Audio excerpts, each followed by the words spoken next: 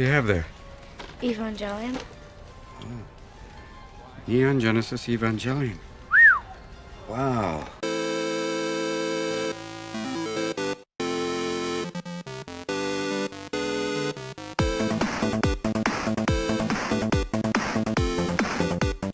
Nier Automata is a game that I've been hearing about for the past few years or so. Some people seem to really love it, while others aren't so into it. But this one character in particular seems pretty popular for some reason. Besides that, I know basically nothing about it, except that it's been known to do some genre hopping, and it's been described as a 3D bullet hell at times. Well, color me intrigued, but Automata is actually the second game in the series, and the first one just got a remake very recently.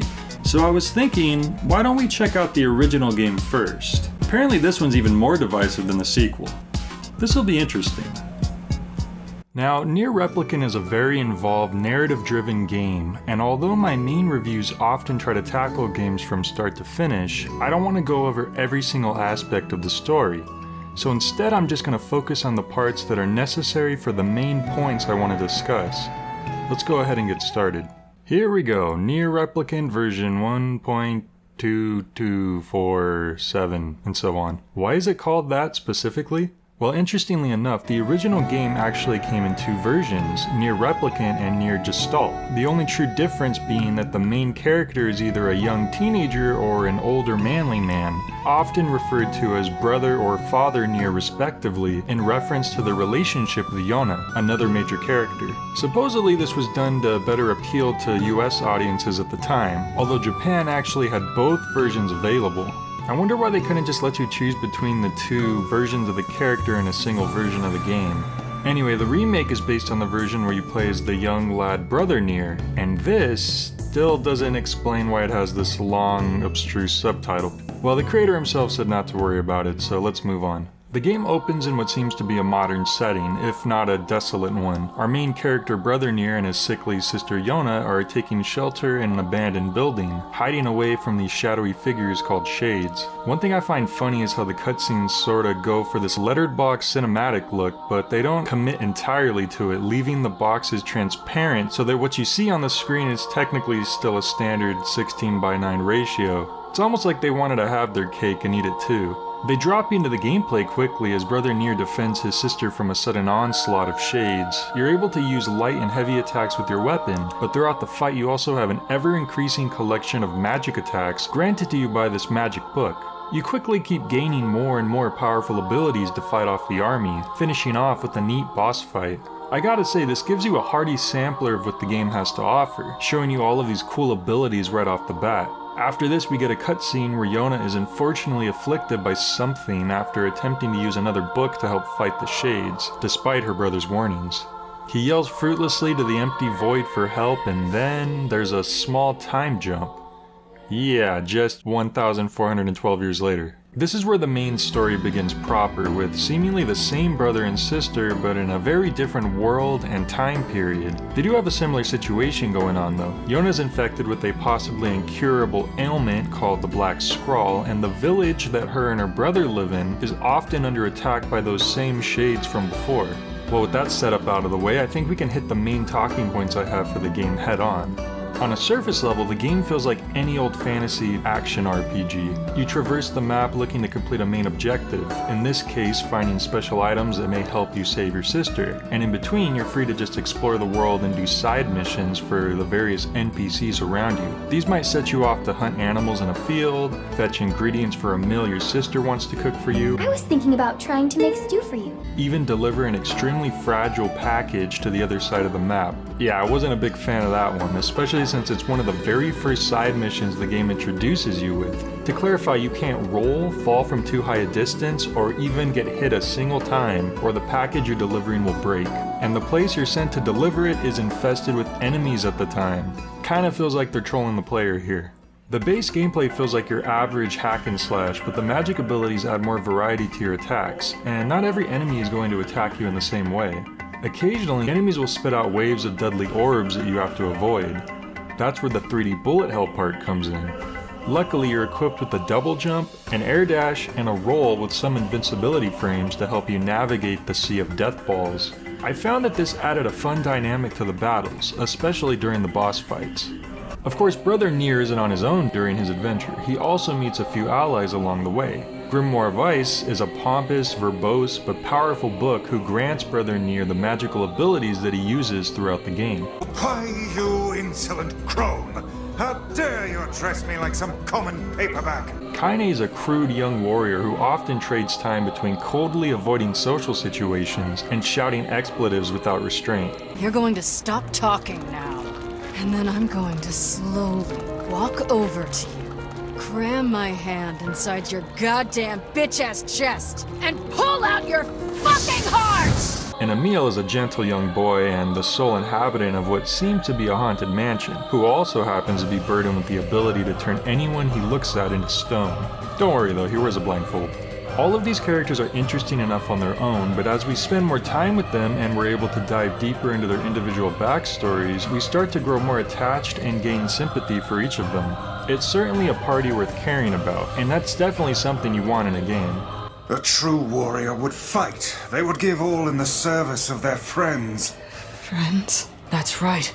The thing I appreciate the most about Nier Replicant is probably that it isn't afraid of trying different things. While the bulk of the game is played like a hack and slash, we get a nice change up here and there as we progress. Occasionally we find ourselves doing some 2D platforming. Other times we're in a top-down perspective, giving it an arcade feel. Sometimes we're thrust into what's clearly a direct reference to another game, like Emil's Mansion, which is clearly echoing the Spencer residence from Resident Evil 1, camera angles and everything. A mysterious pyramid introduces you to these puzzle block rooms that each must be solved while restricting you from using basic actions. In some rooms you can't dodge roll, while others restrict you from even jumping. At one point you come across this place called the Forest of Myth, where it literally just turns into a text-based adventure game. Not just a taste of it or a bait and switch joke either, this is a full-size section of the game that's entirely focused on reading, even the narration being cut out here. The Forest of Myth section of the game is actually pretty interesting. The way that it transitions from its usual fully voiced dialogue and animated visuals to simple text on a black screen really takes you by surprise. It's almost like it happens before you've even realized it's happened. Just like you can never quite consciously tell when you're passing through that in-between phase of being awake and asleep. It really fits with the theme of being stuck inside of a dream. And I have to applaud Nier Replicant for pulling this off so cleanly. That being said, there was a lot of text to be read during this section of the game. Now I don't mind that personally, as I love a good written story so long as it's written well, but I can see how some people may get thrown off by this part of the game.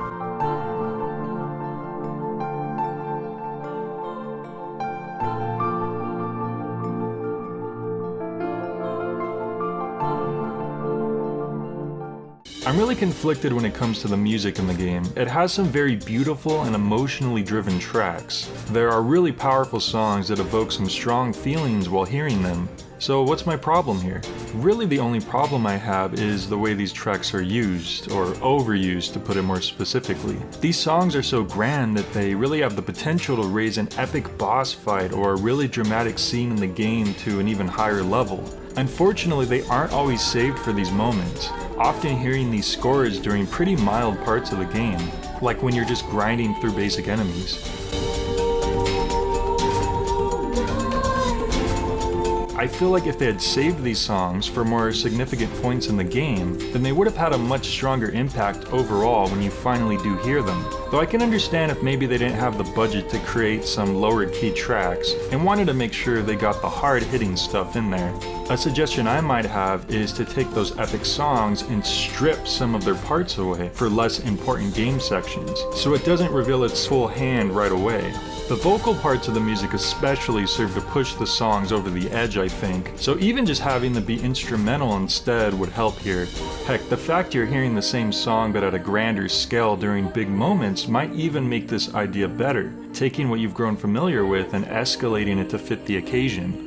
The biggest negative I have about Replicant is simply the more grindy aspects of the game, the parts where you find yourself scrubbing through the same enemies long enough that it starts to feel monotonous, or even that rare moment where you have to visit the same location too many times, making what once felt fresh before eventually start to go stale. Some people might have a problem with the extended reading segments, but I'd personally much rather have 30 plus minutes of straight engaging literature than 30 plus minutes straight of banging out the same waves of enemies over and over again. I think you could also argue that the bosses, for the most part, are pretty basic. There's definitely some fun ideas here, but they never really require you to use too much strategy or precision in battle. You can be pretty sloppy and still have plenty of health to spare, especially if you have healing items, which you almost always do. I love boss fights, but an important element that makes them so fun is having to figure out their weak points and then having to master both the defensive and offensive aspects of the fight.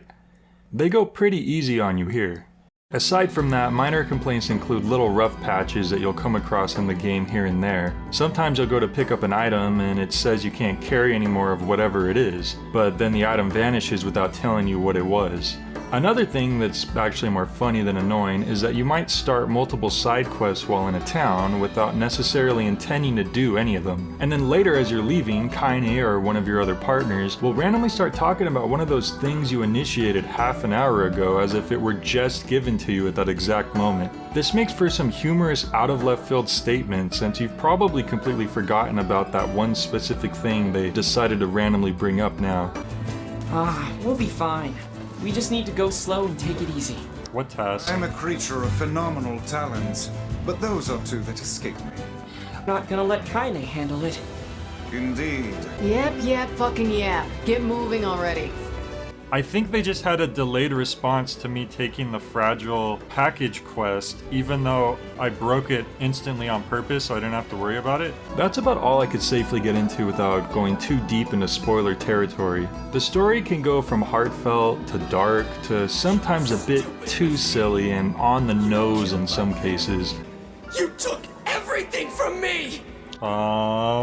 But when it's good, it's pretty darn good. I especially enjoyed the more in-depth backstory segments you get on some of the side characters after beating the game's first route. These are told in fairly long chunks of text, but you know what? I think these written segments are one of the game's strongest qualities, so this isn't necessarily a bad thing.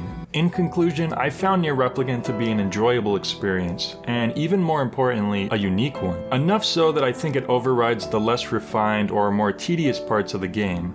Is it worth playing for you? If you're willing to push through some excess bread to get to that savory meat, it just might be.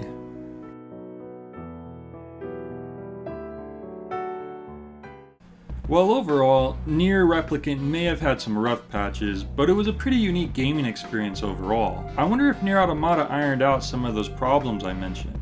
If it did, then it might end up being a game that I really enjoy.